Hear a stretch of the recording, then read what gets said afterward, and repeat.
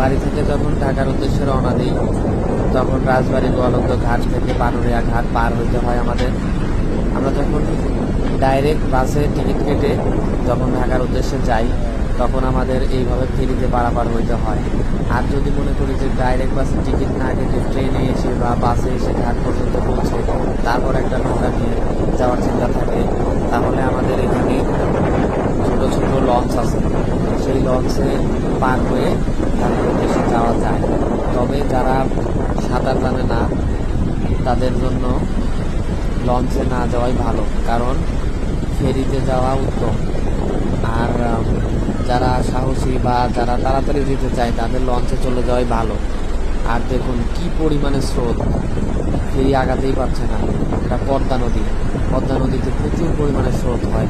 আর এই যে দেখেন ফ্যানের পিছনে কি পরিমাণে স্রোত গড়াচ্ছে।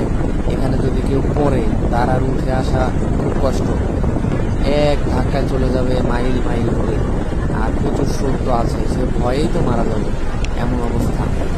তো যারা এইভাবে জার্নি করবে তারা যেন ওই ফেরির কিনারে না যায়, যদি বিপদ ঘটে যায় তাহলে তো উঠতে পারবে না। আর যাই হোক, ভালো মতো পৌঁছেছিলাম আলহামদুলিল্লাহ। এই তো যাচ্ছে পদ্মা নদী, ইলিশের নদী।